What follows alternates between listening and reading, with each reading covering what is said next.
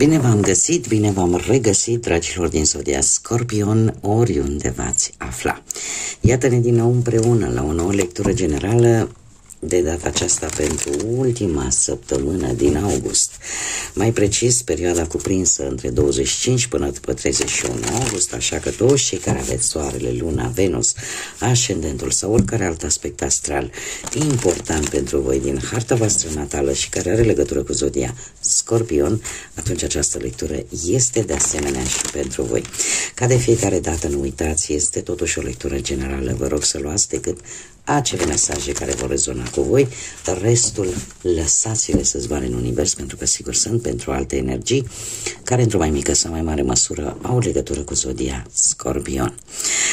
Lămurite toate aceste aspecte, haideți să vedem cu ce energie intrați, dragilor, în această ultimă săptămână de august și implicit, cel puțin pentru emisfera nordică, este ultima săptămână de vară. Da? Pentru că începem deja luna septembrie. Haideți să vedem care este energia, dragilor mei, din cupa. Ia să vedem. Foarte interesant, foarte interesant. Avem o legătură cu zodiile mutabile, cele care acum e așa, acum e așa, nu prea stă ele fixe într-un loc. Dragilor din Scorpion, mai ales cei care aveți, poate, ascendentul în Gemeni, Fecioară, Săgetător sau Pești. Energia voastră în această săptămână va fi o energie destul de adolescentină, destul de libertină, destul de rebel, aș spune, da? În care veți încerca tot felul de lucruri destul de naive, aș spune. Posibil să apară pentru unii dintre voi chiar și o ușoară schimbare la nivel hormonal, care să vă facă așa, să fiți azi bine, mâine nu prea, să fiți ușor iritabil, să fiți, cum să spun eu, să răspundeți. Poate dacă n-ați făcut-o până acum, să vă ieșiți un pic din pepeni în momente ghici, atunci când vă vine. Este un fel de, imaginați-vă cum sunt niște copilași, da? În perioada școlii, când încep școala așa, clasele 1-4, 1-6, 1-8, cam așa. Cam cum sunt copiii atunci, cam așa e și energia asta voastră în această ultimă săptămână din august. Hai să dezvoltăm un pic.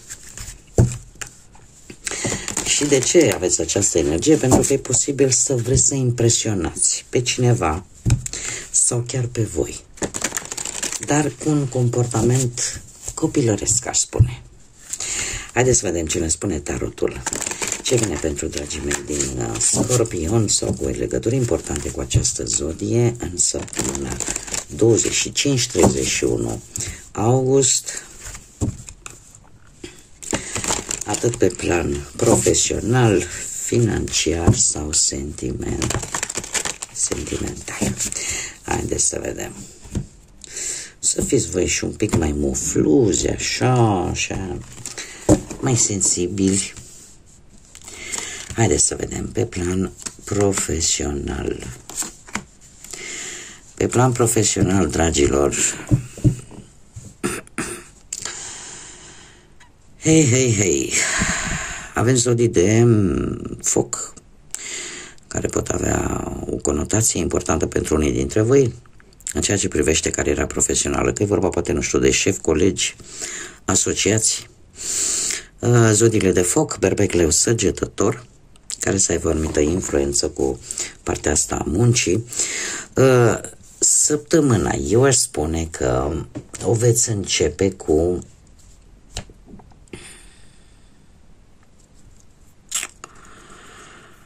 o situație în care, cu acești 7 de spade, cineva nu are încredere în voi, în spusele pe care le ziceți voi. Există o lipsă de încredere, ori voi nu aveți încredere mai degrabă în cineva care poate v-a promis că, uite, te ajut să găsești de muncă sau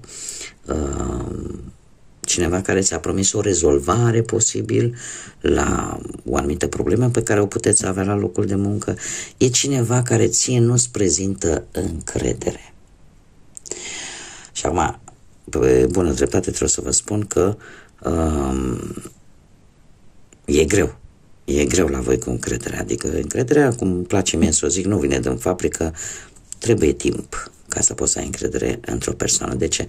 Sunt lucruri care vă ridică vouă niște semne de întrebare. Și aș zice că chiar până la sfârșitul săptămânii veți fi poate puși în situația să ori să așteptați un răspuns, ori să vedeți dacă totul este corect, ori că vor apărea niște opțiuni în care voi trebuie să alegeți, în care voi trebuie să luați o decizie legată de muncă. Apare această dificultate, din păcate aș spune, care pică pe voi. De ce? Pentru că și cu această energie ușor juvenilă, voi apare o teamă de consecințe. Dacă nu iese bine, dacă aleg cutare și pică măgăreața tot pe mine, da? Apare această stare în care ești conștient că ai o responsabilitate de a decide, o decizie destul de importantă. Totuși, vreau să vă spun că această energie de foc are șanse mari să vă ajute să rezolvați ori o problemă legată de muncă, ori chiar să vă ajute să găsiți de muncă. Dar depinde, se pare, de voi. Depinde de voi, pentru că eu, cel puțin în acest pachet de cărți și cum sunt ele prezentate, chiar dacă voi aveți această lipsă de încredere, totuși energia asta de foc nu-și va tăia craca de sub picioare. Și chiar are intenții oarecum chiar foarte bune. E ceva ce va da rezultate posibil chiar în lunile de toamnă. Da? Există și varianta asta. Dar voi va trebui să decideți și o veți face. Decizia voastră va fi foarte mult influențată nu de sentimente, nu de emoții, nu de ce simțiți, ci pur și simplu de aspectele logice. Aspectele logice și aspectele, cum să spun eu, raționale. Hai să vedem cu bănuții. Cu bănuții pentru dragii mei din Scorpion. Dragilor, nu știu dacă vă pică vreo moștenire, vă pică ceva, niște bani la care nu vă așteptați, niște bani poate de la familie sau pur și simplu niște bani. Avem de asemenea iar zodii de foc, leu, berbec sau săgetător, și mai avem de asemenea zodii de aer, gemeni, balanță, vărsător. Dragii mei dragi, pe partea banilor, cum am mai spus, veniturile pot crește încă în această ultimă săptămână din august. De ce? Pentru că se pare că aveți norocul de partea voastră. Că e vreo moștenire, că sunt bani din trecut, sunt niște bani care vă vor asigura anumite necesități. Voi să-i distribuiți acolo unde este cel mai necesar. Această regină de bâte totuși vine și îmi spune, știi, vezi că ai tentația, domne, am luat banii, hai să-i cheltui. Pe ce? Păi uite, vreau să-mi schimb garderoba că vine iarna, vreau să mă apuc să zugrăvesc în casă, vreau să schimb mobila, vreau să încep apare această tendință de a cheltui. De a cheltui fără să te gândești prea mult. De ce? Apare această euforie, da? Uite, am bani, am cu ce să fac cu tare lucru. Sfârșitul săptămânii vine cu acest rege de spade, care îmi spune, ori este cineva puternic din punct de vedere financiar, care joacă un rol important în viața voastră, ori este avertismentul important care vine către voi vis-a-vis de bani, de a nu cheltui impulsiv. de a vă folosi inteligența, de a vă folosi rațiunea și de a nu cheltui impulsiv. Cumva vine și spune, încearcă să te ponderezi, chiar dacă îți vine această sumă de bani. Încearcă să te ponderezi, încearcă să faci lucrurile cât mai echilibrat, pentru că există această tendință copilăroasă. Păi, cum vreau un copil? Păi vreau nu știu ce telefon, păi vreau nu știu ce cu tare lucru. Și s-ar duce, copilul nu are, cum să spune, cum să zice, domne, nu gândește, nu? Un copil. Mă duc, mi-l iau pentru că îmi doresc lucrul ăla. Totuși la voi se cere un pic de rațiune. Nu vă lăsați totuși purtați de această energie, da, adolescentină, copilărească. Fiți un pic chibzuiți în această săptămână pe partea banilor. Haideți să vedem. Să vedem, pe partea sentimentală, dragii mei, de asemenea avem zodii de foc, de berbec, leu, săgetător, și foarte interesant că avem cifra 9 de 2 ori. Asta îmi spune mie că niște ceva se vor închide în relația voastră, pentru că e vorba de viața sentimentală pentru cupluri, pentru cei care sunteți deja formați un cuplu. De ce spun acest lucru? Pentru că 9 este un număr tare spiritual. Suntem într-o energie nouă a acestui an 2025, un număr care îmi vorbește de închidere. Ceva trebuie închis, ceva trebuie terminat, că este bun, că este rău, că culegem roadele la tot ce am făcut până acum, că ele sunt bune, e asta, dar că sunt rele este ceea ce noi am cultivat de-a lungul acestui ciclu de 9 ani. Așa că asta a fost așa o descriere generală a cifrei 9. La voi, dragilor, pe partea sentimentală cu acest rege, există aici,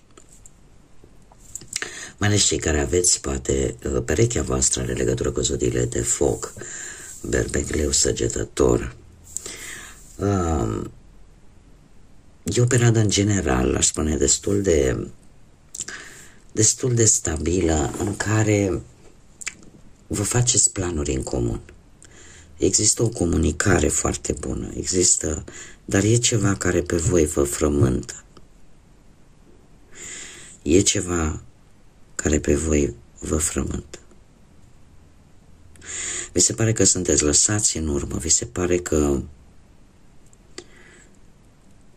nu știu, relația în sine mie mi-apare că este chiar foarte bună.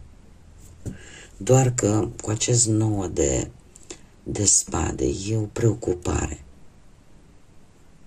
E o preocupare pe care tu nu vrei să o arăți.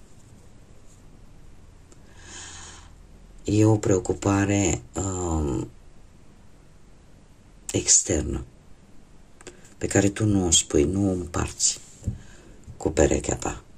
E o cauză externă care îți cauzează poate și nopți nedormite și o stare de stres și o anumită teamă, poate.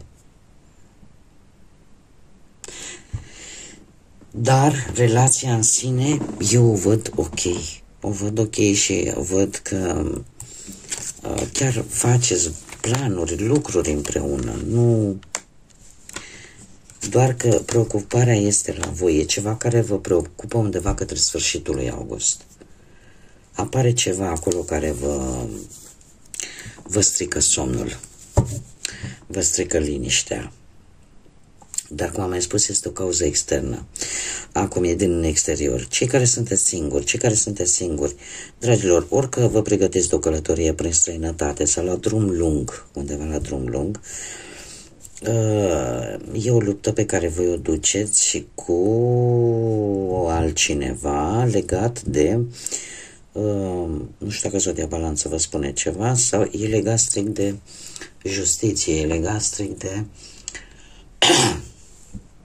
de ceea ce e drept. E posibil ca unii dintre voi să vă pregătiți de o călătorie cum să spun, ca să câștigați inima cuiva care se află la distanță și care e posibil să lucreze în acest domeniu al justiției.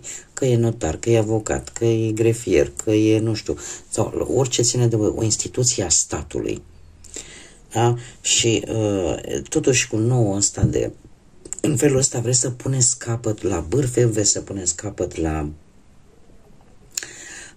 toate luptele interioare pe care le-ați avut, vreți să puneți capăt la, cum să spun eu, la toate amânările pe care le-ați avut până în prezent. În ceea ce privește viața voastră sentimentală, trebuie să vă spun un lucru, că există de asemenea și șansa ca această călătorie să fie un pic întârziată. Să nu fie chiar în ziua în care voi v-ați propus să o faceți. Asta una la mână. Și mai avem și o altă variantă a acestei cărți, ca voi să cunoașteți această persoană, să luați decizia de a sta cu ea. Chiar dacă se află la distanță și indiferent câte piedici vi se vor pune, cumva vreți să ajungeți acolo. Haideți să vedem și ce mesaj important am pentru voi, dragilor din Scorpion, pentru această săptămână. Care este mesajul important pentru dragii mei din Scorpion în săptămâna 25-31 august? Un mesaj, te rog, important.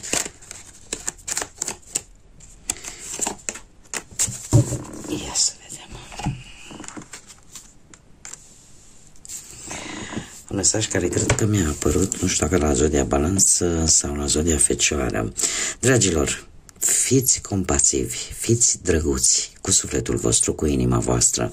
Gândiți-vă și la voi. Este o săptămână în care, fără niciun spirit de egoism, cumva trebuie să vă gândiți un pic la voi, pentru că asta vă ajută să închideți răni, asta vă ajută să vă transformați, asta vă ajută să vă redescoperiți pe voi, să vă puteți reconstrui, care este calitatea cea mai profundă a Scorpionului, aceea de a se reconstrui, aceea de a renaște de fiecare dată de jos. Deci, îndemnul este acela de a te gândi la sufletul tău, a te gândi la tine, a te gândi la ceea ce pe tine te face fericit, la ceea ce pe tine te ajută de fiecare dată să mergi înainte. Că sunt lucruri simple, că sunt lucruri care poate nu costă bani, fă-le pentru tine. Pentru că tu ești important pentru tine. Un mesaj tare fain. Eu vă mulțumesc pentru prezență, ca de fiecare dată. Sunteți minunați și trebuie să vă mulțumesc tuturor celor care, ca de fiecare dată, sunteți alături de mine prin intermediul like-urilor, mesajelor voastre, distribuirilor voastre, faptul că vă abonați. Eu vă mulțumesc din suflet tuturor pentru toate aceste lucruri care aparent pentru unii nu sunt mare lucru, dar pentru mine sunt importante, pentru că în primul rând mă stimulează să fac lecturi și conținut pentru voi și în al doilea rând aceste lecturi ajung și la alte energii care poate au nevoie de aceste mesaje. De asemenea, invit pe toți cei care încă nu v-ați abonat să o faceți dacă ați rezonat, dacă vă plac felul în care eu fac aceste lecturi, eu vă invit cu mare drag și vă aștept cu mare interes la fiecare lectură. Până data viitoare, când ne vom reîntâlni la o nouă lectură, eu vă doresc tot binele din lume, să încheiați această lună august cât mai liniștiți, cât mai plini de energie pozitivă și folosiți această energie copilărească în beneficiul vostru. Până în data viitoare, numai bine și să fiți iubiți, dragilor!